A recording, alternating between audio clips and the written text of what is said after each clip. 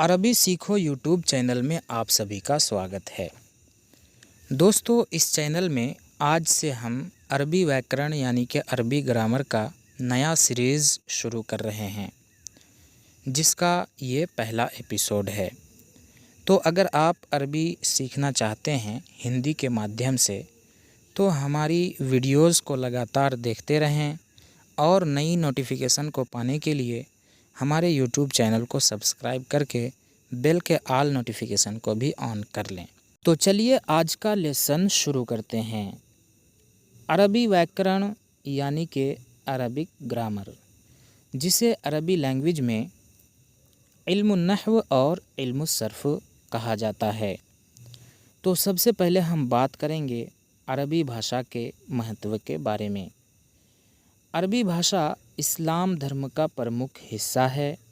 इस्लाम का पवित्र ग्रंथ कुरान अरबी में ही अवतरित हुआ है।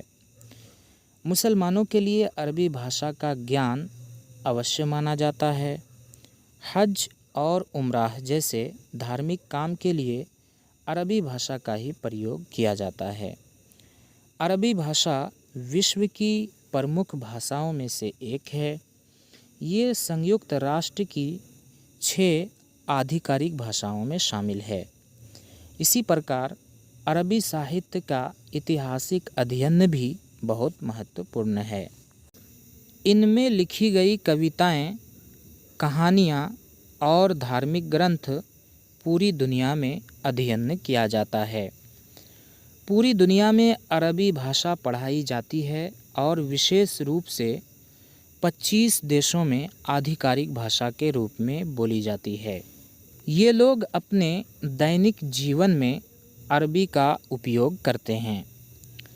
प्रशासनिक कार्यों, शिक्षा, मीडिया, अखबार और दैनिक संचार में अरबी का ही प्रयोग करते हैं, जिनमें सऊदी अरब, संयुक्त अरब अमीरात, मिस्र, Jordan, Lebanon, Kuwait, Oman, Morocco, Algeria, Tunisia, Qatar, Bahrain, Sudan, Libya, Yemen, Syria और मौरतानिया हैं। इनके अलावा कई अन्य देशों में भी बड़ी संख्या में अरबी समुदाय रहते हैं, जिससे अरबी भाषा विश्व स्तर पर महत्वपूर्ण हो जाती है। अब आइए अरबी वर्णमाला के बारे में जानते हैं। अरबी वर्णमाला, जिसे अरबिक लैंग्वेज में हरूफुल हिजा कहा जाता है।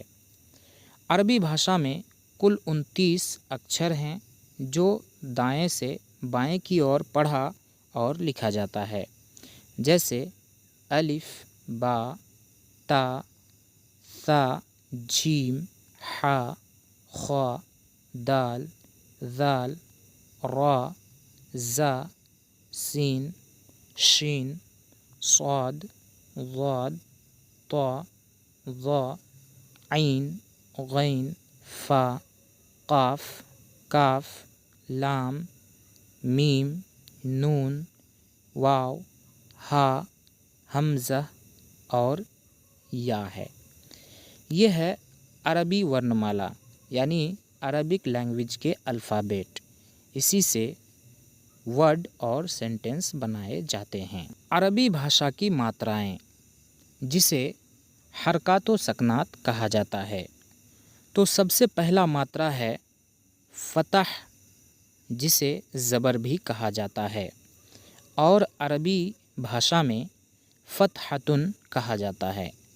यह एक छोटी सी रेखा है जो वर्ण के ऊपर होती है और इसे अ की तरह पढ़ा जाता है।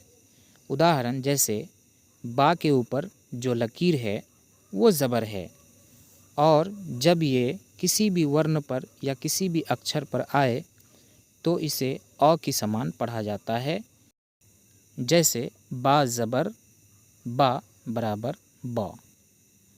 दूसरा मात्रा है ज़म्मा, जिसे पेश भी कहा जाता है और अरबी में ज़म्मा कहते हैं।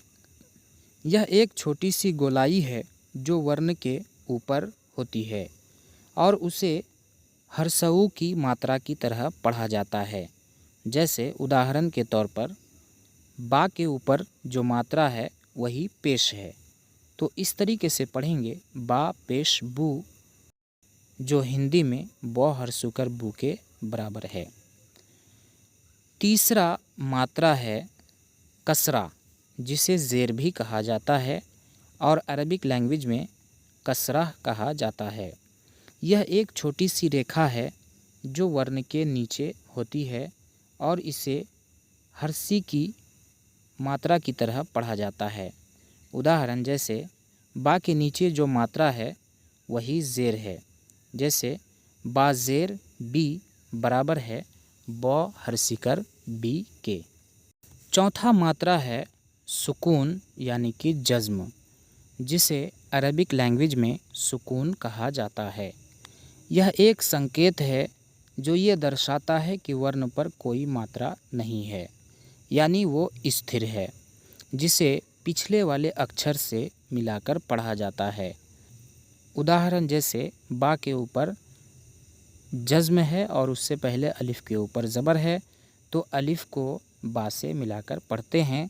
और अरबिक लैंग्वेज में अलिफ के ऊपर अगर कोई भी हरकत आ जाए तो वो हमज़ा बन जाता है। तो यहाँ पर होगा हमज़ा बा ज़बर अब, जो हिंदी में अ ब अब के बराबर है। पांचवा मात्रा है शद्दा यानी कि तशदीद, जिसे अरबिक लैंग्वेज में शद्दा कहा जाता है। यह एक संकेत है जो ये दर्शाता है कि वर्ण को दुगना किया जाएगा, यानी 2 मरतबा पढ़ा जाएगा, अर्थात 2 बार पढ़ा जाएगा। एक बार पीछे वाले अक्षर से और एक बार स्वयं उसे। वो वर्ण के ऊपर लगाई जाती है।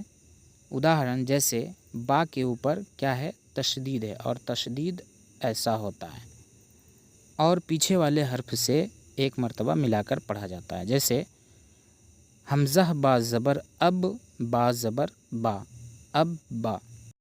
छठा मात्रा है खड़ा ज़बर। ये वर्ण के ऊपर एक छोटा सा अलिफ की तरह होता है, जो ये संकेत देता है कि वर्ण को ऊपर की ओर खींचकर अ आकर आ की मात्रा की तरह पढ़ना है। उदाहरण जैसे बा के ऊपर जो छोटा सा अलिफ है वही है खड़ा ज़बर, तो पढ़ेंगे बा खड़ा ज़बर बा बराबर ब आकार बा। सातवां मात्रा है खड़ी ज़ेर। ये वर्ण के नीचे एक छोटा सा अलिफ की तरह होता है, जो ये संकेत देता है कि वर्ण को नीचे की ओर खींचकर दीर्घी की मात्रा के समान पढ़ना है। उदाहरण जैसे बा के नीचे जो छोटा सा अलिफ है वही खड़ी ज़ेर है, और इस तरीके से पढ़ेंगे। जैसे बा खड़ी ज़ेर बी बराबर है ब दीर्घिकार बी के। और आठवां मात्रा है उल्टा पेश। ये भी वर्ण के ऊपर होता है, जो ये संकेत देता है कि वर्ण को आगे की ओर खींचकर दीर्घुकार की मात्रा के समान पढ़ना है। उदाहरण जैसे बा के ऊपर जो मात्रा है वही उल्टा पेश है, तो इस तरीके से पढ़ेंगे बा उल्टा पेश बू बराबर है ब दीर्घुकार बू के। दोस्तों, उम्मीद करता हूँ कि ये लेसन आपको पसंद आया होगा। अगर आप अरबी लिखना, पढ़ना और समझना चाहते हैं तो हमारी वीडियोस को लगातार देखें, और अगर ये वीडियो पसंद आया हो तो इस वीडियो को लाइक करें, कमेंट करें और अपने दोस्तों में भी ज़्यादा से ज़्यादा शेयर करें। और इस लेसन का अगर आप PDF चाहते हैं तो डिस्क्रिप्शन में हमारा व्हाट्सएप नंबर दिया हुआ है, आप उससे मैसेज करके इसका PDF फाइल मंगा सकते हैं। तो फिर मिलते हैं अगले लेसन में, तब तक के लिए खुदा हाफिज़।